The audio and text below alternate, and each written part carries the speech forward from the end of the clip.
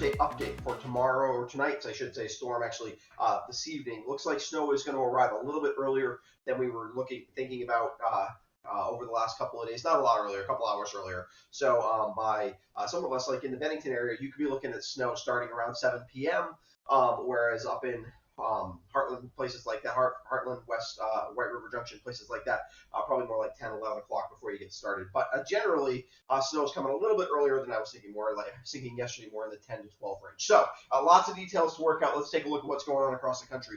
First of all, I wanted to show you, here's the big picture, big time storm wrapping up here, but now we're getting redevelopment here with tons of convection. You probably saw some highlights if you watched the news this morning, or not highlights, unfortunately, lowlights of a pretty significant tornado moving through New Orleans. Lots of other tornadoes yesterday, big severe weather outbreak. That is the beginnings of our storm today. It's going to be a slow mover, a big moisture producer. It's a big deal for us, certainly here across southern Vermont. Here's why it's going to be a slow mover. Here's our storm. This is what's left over actually from the storm that got really wrapped up that affected us on Sunday. It's taken all week to kind of get wrapped up. It backed towards us for a while, kind of slowed the whole pattern down, and now it is finally starting to pull to the east, which is giving space for our storm to ride up the coast. But it's going to take its time getting out of here as well, which is why snow could linger into Saturday morning for us, which is makes this like a 36 to almost 40-hour snow event. We don't get those too often. A lot of times our snowstorms are in and out of here in 12 to 15 to 18 hours. This one's going to be almost double that. Now, it's not going to be heavy snow the whole time. If it was, we'd be talking about historic kinds of snows. It's not that, but it is going to be pretty significant, and it's going to be long duration, and it's going to cause problems on the roadways for a while.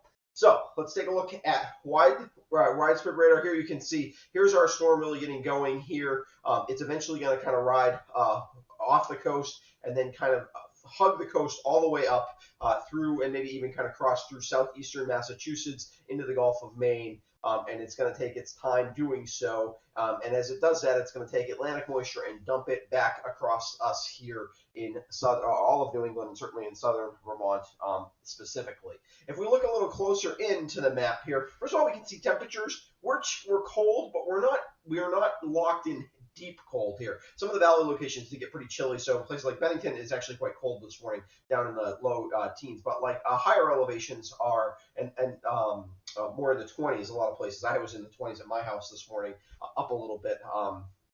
So it's not quite as cold, this is why there's going to be a question about how much mixing happens. Right now, it's kind of a freezing rain event over lots of central Pennsylvania, and then rain everywhere else. But you can see we've got some snow breaking out in here, and this leading edge will change to snow as it kind of heads through New York throughout the day today and heads in our direction. So we're all going to start out as snow here across southern Vermont. A lot of us are going to stay mostly snow. We've turned it a little bit cooler with the storm, which should help certainly with not having quite as much changeover to rain. Valleys still are going to have that issue. That's going to cut back on snowfall totals there. And we're still going to have some power outage issues, but I think they've shifted a little bit. My main concern for those has shifted a little bit from yesterday to today, although still certainly lots of us have a chance for that. So actually, we're going to talk about that power outage threat right now. So because we've trended a little cooler, it's not actually kind of right in the heart of the Green Mountains that's the bigger risk. I think it's actually areas a little bit sort of between. If you're in the valleys where there's going to be some rain that mixes in, that'll help knock rain or snow off of things a lot of times. Not that there's no threat, but the lowest threat I think is right along the Connecticut River Valley. Then I think we've got our highest risk. Just as you head west of that, you start to head up into the hills, foothills of the Greens a little bit. So areas like a Townsend, I'd be real concerned if I was there. A Chester, I'd be real concerned if I was there. Maybe like a Cavendish, and as we head further north, like a Reading, places like that are probably at the highest risk for power outages. There's still a pretty good risk for higher elevations as well, especially some of the Townsend, maybe in the valleys here in the Green Mountains. So some of those places, if you're basically if your town is down around 1,000 feet, that's about where I am. You're still in a decent amount of risk, but I think it's limited some because this is not going to be quite as sticky with the snow.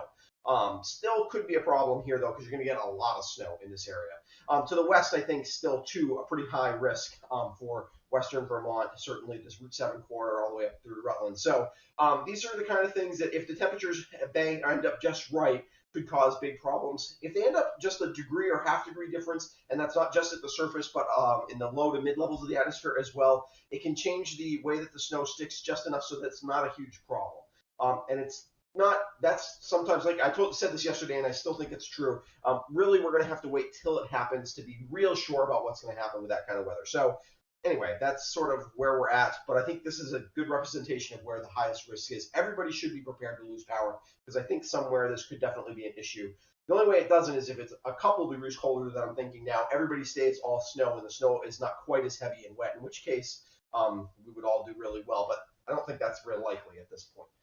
Okay, taking a look at the time to get things started. So basically, it's already snowing down here. Like I said, most of us in southern Vermont, we're in the 7 to 10 p.m. range, maybe 4 to 7 p.m. range. Wouldn't be surprised if it started snowing in Bennington a little bit before. You might see some flakes before this. Accumulating snow waits till about an hour or two after this. So where it says 7 to 10, you don't have to really be worried about the roads. Probably till more like 8 to 11, 9 to midnight, somewhere in that range. So if you can try to get anything done, you need to this evening, kind of early.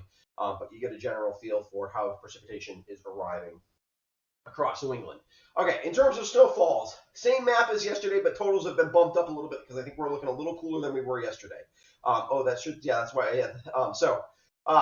4 to 7 inches of snow is looking pretty likely in the immediate Connecticut River Valley, and then we get a little bit of a shadowing effect far northwest, or at least for our forecast area, up north and west of Rutland, kind of north and west of Castleton, even in Fairhaven, places like that could see, or in the 4 to 7 range. Then a general 6 to 12 for the foothills and for the Route 7 corridor for the most part, where we'll see a decent amount of snow, a little bit of mixing in that area. 10 to 16, and I don't think we're really going to see any mixing across the Green Mountains, the lower elevations of the Green Mountains, and then when you've got your higher peaks here, certainly in the southern Greens, and then in the central Greens here, you're talking 14 to 20 inches. Wouldn't even be surprised to see a few totals a little higher than this. This basically all the ski areas will pretty much fall in this 14 to 20 inch range. I think it'll be really good snow for the ski areas. In terms of snowfall by town, to give you an idea, so if your town's not on here, just like, if you're close to one of these towns, that'd be you. Brandon, we're looking at like 8 inches of snow. Fairhaven, 6. Danby, 10. Arlington, 9. Bennington, 7. Pittsfield, 15. This is kind of the central part of the state. Ludlow, 15. Winhall, 16. Townsend, 10.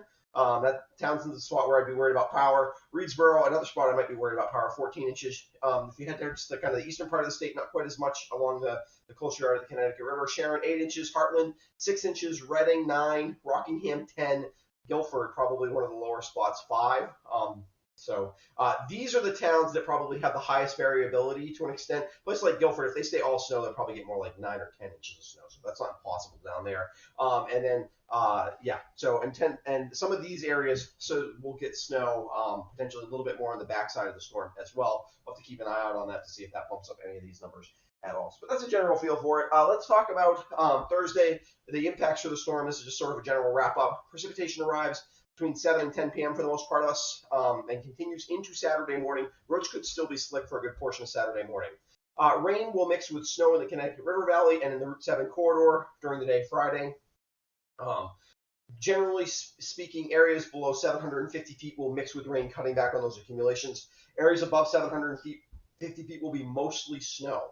Could be a little mixing still. If things get light, you could kind of have a drizzle for a bit. But when the snow intensity picks up, which will happen probably tomorrow afternoon, we'll kind of be in and out of light. We'll go light and then moderate, light then moderate. Whenever it goes moderate for snow, we'll definitely get some more. We'll get snow. When it goes light, you might get drizzle between a little bit above 750 feet as well. Snow will be heavy and wet. That's basically a guarantee. Power outages look most likely between 500 feet and 1,000. Yesterday I was thinking 1,000 and 2,000. Today I think it's 500 and 1,000 feet. Everybody should be prepared for power outages because they are possible anywhere in southern Vermont. All right, that's a lot of stuff. Don't want to go too long with this video. I've already been publishing a lot of long videos. I will be back tomorrow morning with a weekend forecast, which will obviously focus a lot on what's going to be going on at the time. And so if you have any questions for me on social media, feel free to ask. If you haven't subscribed to my YouTube channel before, please do so because it helps make sure that you're going to get updates for all the storms that are headed our way. We do have a storm probably for the end of next week that's going to also get a bunch of videos, maybe not quite as many as this because my week is going to be pretty busy next week, but I should be able to get out a few extra videos next week. And then if you are interested in some of the benefits of becoming a patron or helping support the channel in a financial way, I would just direct you to the link in the description below that describes the benefits you get and also how it helps out the channel. All right, thank you, and we'll be back tomorrow morning with a look at your weekend forecast and an update on the storm.